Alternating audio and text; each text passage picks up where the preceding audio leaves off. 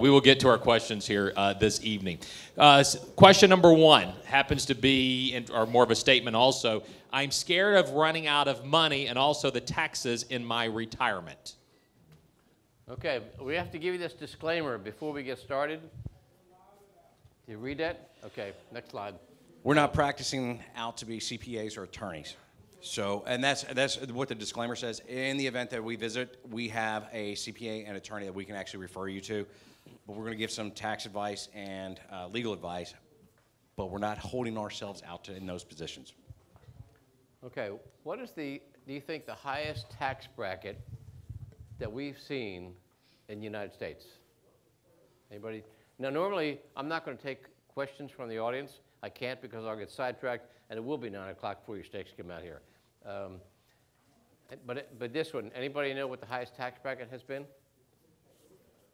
Anyone want to guess? Because today, we're in an all-time low era.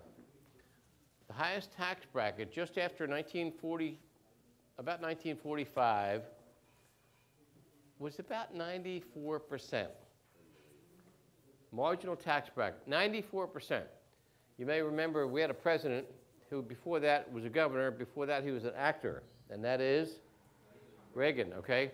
Reagan, as an actor, would do 2 movies a year during that time period. He got paid $100,000 in 1945 to do a movie. Anything past $200,000, he got taxed at 94%.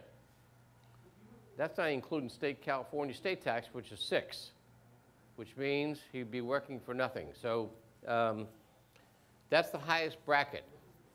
Now, we've seen up and down, but let me talk about how much money comes into the coffers today to pay for some of the programs that we have going on.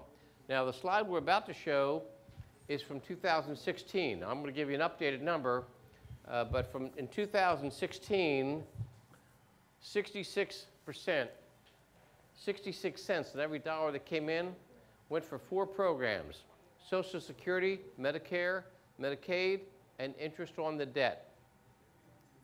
Okay? Today, it's about 75%. So when Congress gets together and they're arguing about budgets and sharing how much money we're going to spend on whatever they're going to spend it on, they're really only arguing about 25% of the amount of money that's coming in. Here's a scary part. In 2020, we're consuming 92 cents on a dollar is going to cover those 4 items. Now, here's a scary point. In 2024, interest on the debt is going to be more than we pay for the military. Let me say that again. Interest on the debt, which is $22 trillion, is going to continue to grow, is going to be more than we spend for our military, combined military, all 5 branches. Is that a little scary?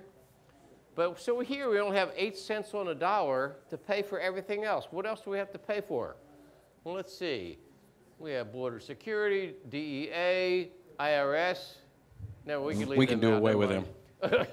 them. Food stamps, Coast Guard, federal student. There's another slide after this one. It's got even more of them. Do we have a problem? Today, in America, taxes are at an all-time low. Now, I'm not going to get political. I'm just not. But when the Trump tax code came in, they lowered taxes for everyone. I'm talking about 99.9% of everyone had a raise in their take-home pay. Do you think taxes are going to stay low? We have $22 trillion in debt and growing. We spend $1 trillion more than we bring in every year. Is that a problem? If you ran your household like that, or I ran my business like that, they'd put us in jail. So taxes are a big issue. In fact, I got a story real quick, and what hits me was watching cartoons with my little girl Saturday morning. There was this arch nemesis coyote. You guys remember his name? Mm-hmm. And we're watching the cartoon, and as Wiley's he's prepping a bomb. Guess where'd he get it from? Acme. He's prepping the bomb, getting this thing ready, and he's working on it in a shed from Acme. And as he's working on this thing, Roadrunner, every episode, one step ahead of the game. Always was. Wiley wants bird for dinner. Roadrunner's like, not my bird. And he ends up pushing the shed. He's pushing it. He sticks it right on train tracks. Wiley goes back. He's still working, not paying any attention. He hears, goes back to working on his bomb. Ignorant, not paying attention to it. Hears it again. Looks over, and he pulls the shade down. Isn't that kind of like what our government does to us?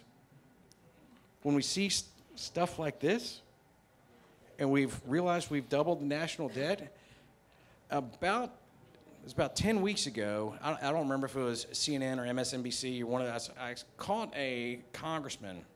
I said, why won't you fix the tax issue that's going to come to fruition? Because nobody would vote for me. Is that a problem? I'm like, if I was a politician, I'm coming to the door. Hey, would you vote for me? I'm going to raise your taxes. No, I'm not voting for you. They're kicking the can further and further down the road. And the worst part is he said, well, why won't you fix anything? Because if I'm out of office, it's no longer my problem. I couldn't sleep at night. I mean, I couldn't. That would just bug me to no end. Who remembers this game? We all do, right? I found this video a couple days ago, and I stuck this in here because I thought this was just fitting. Oh my God. Where's all your money gone, honey? Taxes. 9, 10, 11. Let me fix my house. It's okay. It's part of the game. It's not fun. It's not fun to what? It's the worst part of the game. It's what? Taxes. We should charge you for that one. It hits home, though. Fortunately, he's going to grow up knowing what the tax game is like. Okay. A guy who didn't quite make it to the Supreme Court,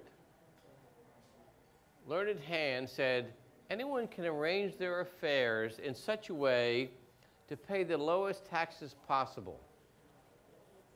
And that's legal. It's okay. The Bible says, render unto Caesar that which is Caesar's. And I am absolutely on board with that. I don't mind paying to Caesar that which is Caesar's. I have a problem paying to Caesar that which is mine, because Caesar doesn't have a good track record anyway. And I don't want to pay it any sooner than I have to. Does that make sense?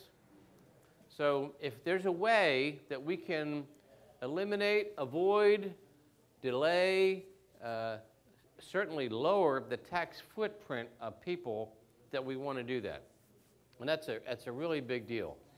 Now, we're going to talk about 3 different subjects tonight. One is the taxation, and how do we, and we're not going to be able to give you all the solutions tonight. We had a meeting in about 2 months ago by a guy named David McKnight, who talked about the power of zero, meaning how to get into a zero tax bracket, which I'll talk about in just a little while. And, but his point is, it's not about products. It's about strategies.